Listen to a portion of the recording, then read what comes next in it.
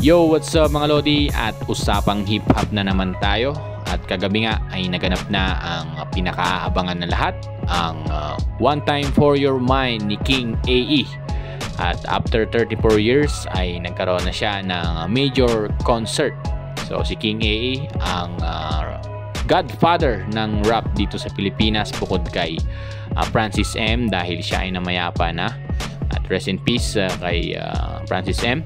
At syempre kasama niya dito ang mga bigating artista at singer na sila Martin Rivera at Regine Velasquez na nakasama pa niya yata ito sa kanyang kanta na That's Why I Love You. Ayan, kung hindi ako nagkakamali, siya yung chorus doon. At syempre Heaven Piralejo nandyan din at nag-perform din dyan on the stage at iba't ibang personalidad na kilala dito sa industriya. So talagang grabe yung hiyawan, grabe yung crowd at grabe yung pagpapahype ni Kuya dito.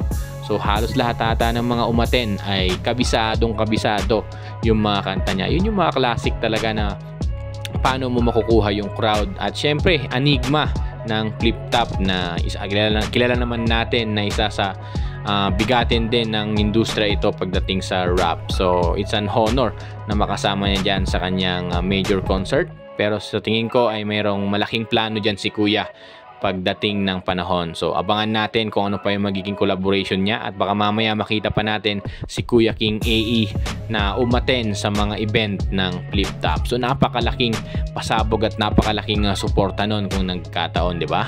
So sana ito na yung simula ng lahat upang mag-unite ulit ang hip-hop industry dito sa Pilipinas. At syempre suportahan natin ang mga local artists na umuusbong pa lang.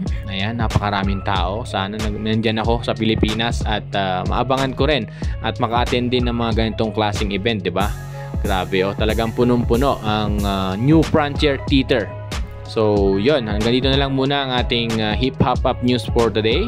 At supportahan pa natin ang ating channel at don't forget to hit like and subscribe at hit the notification bell para ma-update kayo sa mga ganitong vlog at ganitong mga content natin. Okay, once again, this is DK. Peace out, yo!